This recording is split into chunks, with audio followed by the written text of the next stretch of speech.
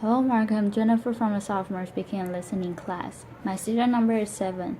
Today I'll be reading Why the Best Hire Might Not Have the Perfect Resume by Regina Hartley. Your company launches a search for an open position. The applications start rolling in and the qualified candidates are identified. Now the choosing begins. Person A, Ivy League, 4.0 flawless resume, great recommendations, all the right stuff. Person B, state school, fair amount of job hopping, and odd jobs like cashier and singing waitress, but remember, both are qualified. So I ask you, who are you going to pick? My colleagues and I created very official terms to describe two distinct categories of candidates. We call A the silver spoon, the one who clearly had advantages and was destined for success, and we call B the scrapper, the one who had to fight against tremendous odds to get to the same point. You just heard a human resources director refer to people as silver spoons and scrappers. Laughter. Which is not exactly politically correct and sounds a bit judgmental. But before my human resources certification gets revoked, laughter, let me explain. A resume tells a story, and over the years, I've learned something about people whose experiences read like a patchwork quilt. That makes me stop and carefully consider them before tossing their resumes away. A series of odd jobs may indicate inconsistency, lack of focus, unpredictability, or it may signal a committed struggle against obstacles. At the very least, the scrapper deserves an interview. To be clear, I don't hold anything against the silver spoon. Getting to the graduating from an elite university takes a lot of hard work and sacrifice. But if your whole life has been engineered toward success, how will you handle the tough times? One person I hired felt that because he attended an elite university, there were certain assignments that were beneath him, like temporarily doing manual labor to better understand an operation. Eventually, he quit. But on the flip side, what happens when your whole life is destined for failure and you actually succeed? I want to urge you to interview the scraper. I know a lot about this because I am a scrapper. Before I was born, my father was diagnosed with paranoid schizophrenia, and he couldn't hold a job in spite of his brilliance. Our lives were one part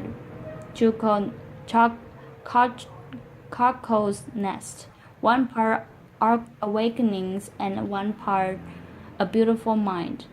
Laughter. I'm the fourth of 5 children raised by a single mother in a rough neighborhood in Brooklyn, New York. We never owned a home, a car, a washing machine, and for most of my childhood, we didn't even have a telephone. So I was highly motivated to understand the relationship between business success and scrappers, because my life could easily have turned out very differently. As I met successful business people and read profiles of high-powered leaders, I noticed some commonality. Many of them had experienced early hardships, anywhere from poverty, abandonment, death of a parent while young, to learning disabilities, alcoholism, and violence. The conventional thinking has been that trauma leads to distress, and there's been a lot of focus on the resulting dysfunction. But during studies of dysfunction, data revealed an unexpected insight that even the worst circumstances can result in growth and transformation. A remarkable and counterintuitive phenomenon it has been discovered, which scientists call post-traumatic growth. In one study designed to measure the effects of adversity on children at risk, among a subset of 698 children who experienced the most severe and extreme conditions, fully 1/3 grew up to lead healthy, successful, and productive lives. In spite of everything and against tremendous odds, they succeeded. 1/3. Take this resume. This guy's parents give him up for adoption. He never finishes college. He job hops quite a bit, goes on a sojourn to India for a year, and to top it off, he has dyslexia. Would you hire this guy? His name is Steve Jobs. In a study of the world's most highly successful entrepreneurs, it turns out a disproportionate number of have dyslexia. In the US, 35% of the entrepreneurs studied had dyslexia. What's remarkable among those entrepreneurs who experience post-traumatic growth, they now view their learning disability as a desirable difficulty, which provide them an advantage because they became better listeners and paid greater attention to detail. They don't think they are who they are in spite of adversity. They know they are who they are because of adversity. They embrace their trauma and hardships as key elements of who they've become, and know that without these experiences, they might not have developed the muscle and grit required to become successful. One of my colleagues had his life completely upended as a result of the Chinese Cultural Revolution in 1966. At age 13, his parents were relocated to the countryside, the schools were closed, and he was left alone in Beijing to fend for himself until 16. When he got a job in a clothing factory, but instead of accepting his fate, he made a resolution that he would continue his formal education. 11 years later, when the political landscape changed, he heard about a highly selective university admissions test. He had 3 months to learn the entire curriculum of middle and high school, so every day he came home from the factory, took a nap, studied until 4 a.m., went back to work, and repeated this cycle every day for 3 months. He did it. He succeeded. His commitment to his education was unwavering, and he never lost hope. Today he holds a master's degree, and his daughters each have degrees from Cornell and Harvard. Scrappers are propelled by the belief that the only person you'll have full control over is yourself when things don't turn out well. Scrappers ask, what can I do differently to create a better result? Scrappers have a sense of purpose that prevents them from giving up themselves, kind of like you.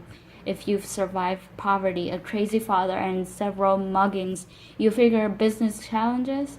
Laughter. Really, piece of cake. I got this. Laughter. And that reminds me, humor. Scrappers know that humor gets you through the tough times, and laughter helps you change your perspectives. And finally, there are relationships. People who overcome adversity don't do it alone. Somewhere along the way, they find people who bring out the best in them and who are invested in their success. Having someone you can count on no matter what is essential to overcoming adversity.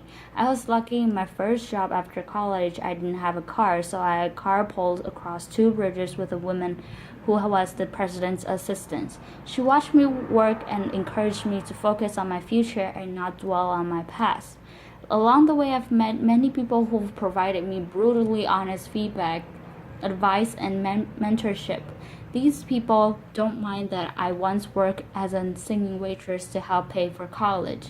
Laughter. I'll leave you with one final valuable insight. Companies that are committed to diversity and inclusive practices tend to support scrappers and outperform their peers. According to Diversity Inc., a study of the top 50 companies for diversity outperformed the S&P 500 by 25%. So back to my original question, who are you going to bet on? Silver spoon or scrapper?